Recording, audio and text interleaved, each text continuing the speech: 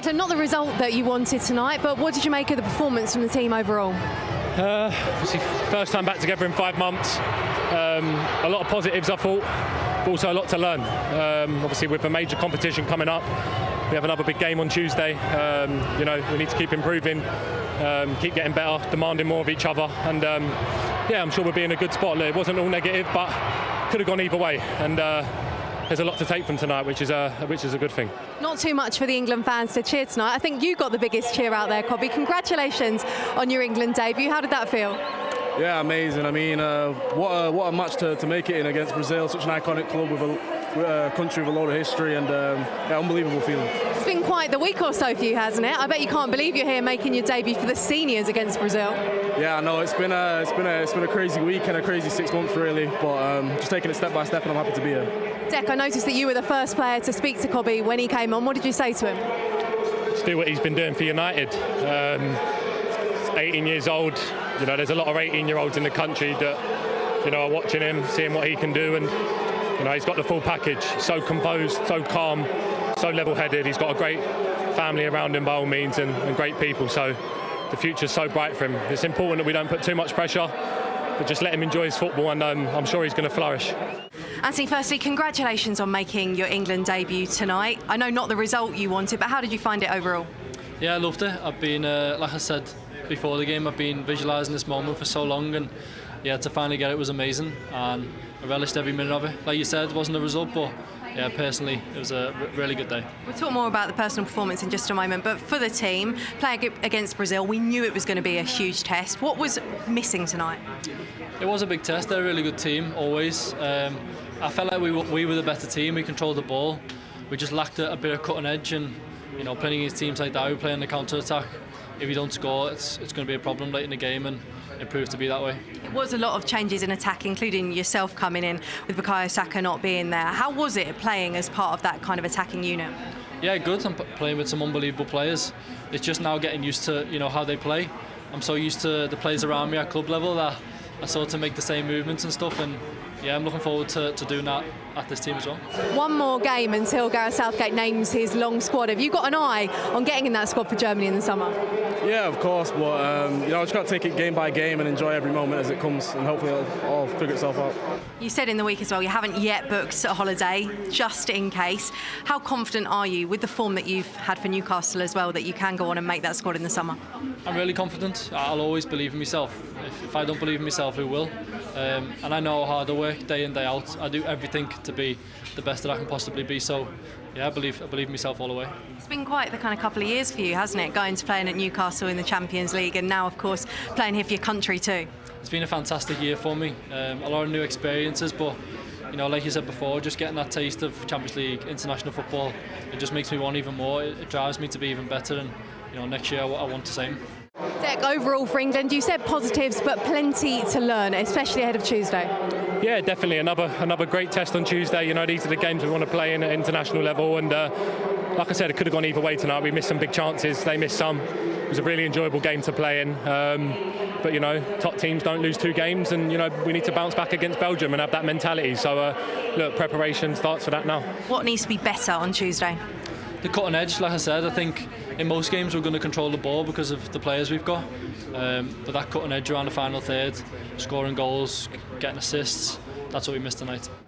So defeat for England against Brazil, a 1-0 victory for the Brazilian side. Joe, what does this result mean for England? The result doesn't mean anything, but the performance, there's things that we did well.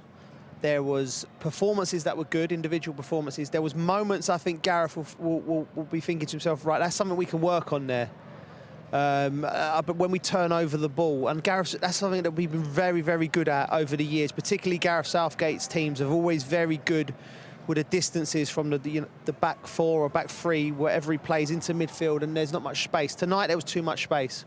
It's a little reminder when we play against the quality teams, we have to shut the back door. So there is things that we can take from the game. The headline here at Wembley tonight, though, Gilberto, is that we have seen the 17-year-old new Brazilian wonder kid shine on just his 3rd cap for Brazil. He scored his first international goal. A special night for him, for Endrick. Very special for him, and couldn't have been better for Now to see the young player, the youngest one, and especially here, this is a temple of football. It's not when we talk about Wembley, it's not just a stadium, but somewhere very special.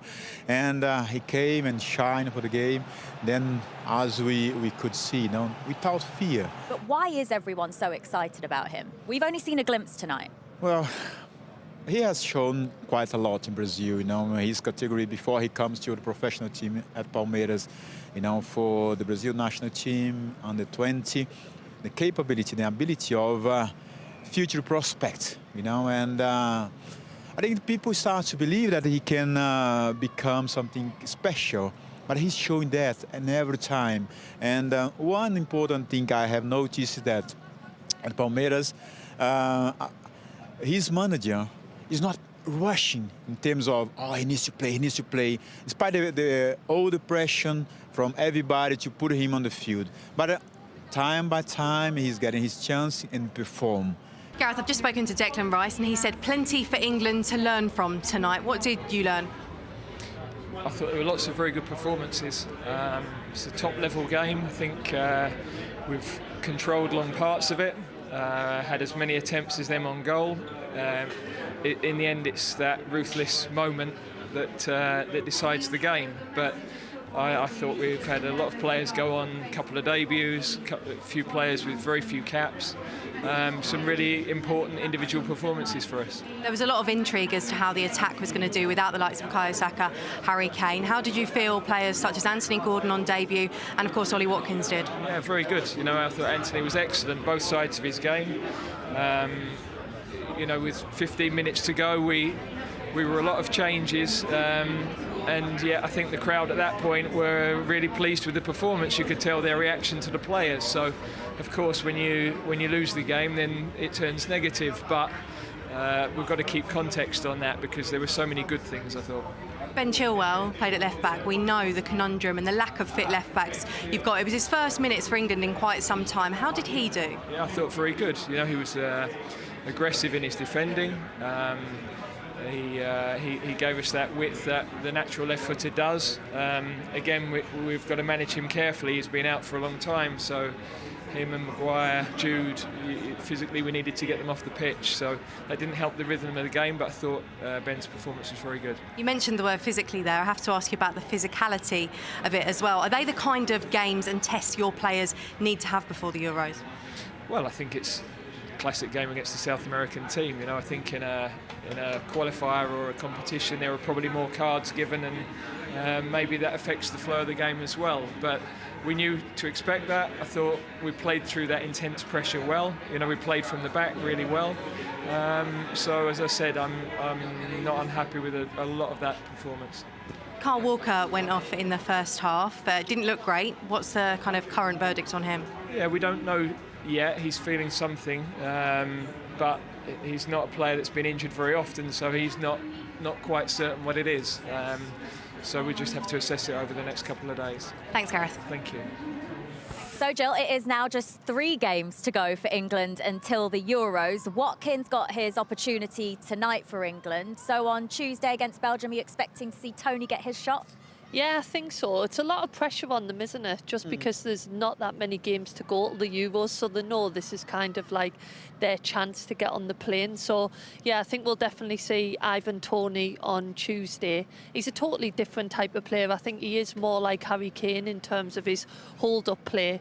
But it is a lot of pressure on these guys. I've been kind of waiting to go to a tournament myself. You get that one shot and there's so much pressure on you to do well. So it's interesting, though. We'll have so many different forwards and different ways we can play. So it's a good position to be in, really. Is he more suited to tournament football, Ivan Toney? What do you mean? Because of his penalties? Penalties, yeah. It's a help. It definitely helped. Do you know what the problem is for Watkins and Toney? They're both fantastic players, but where they play for Aston Villa and Brentford respectively, they've not tested themselves at the Champions League. So when you're looking at them at that level, you would just wish they could have had at least a 2-year spell so you know what they can do regularly against your Real Madrids, your Barcelonas, because it's a different. So when they come and play for England, like Jill said, they want to impress so much. They haven't been to this height yet really, and played regularly at the level against these Brazilian centre-halves or whatnot. So it's very difficult for them. But I'm sure Tony will be sitting there. He's not played today and thinking, Tuesday night, it's my turn now. And if he can come in and perform, get a goal, maybe he goes above Watkins. It really is that tight. They're both very good players, and they're promising. But Harry Kane is the number one by far. And when he don't play, maybe Gareth will look at maybe playing at Bellingham loose off of there, and Foden just off him. But there's options for it.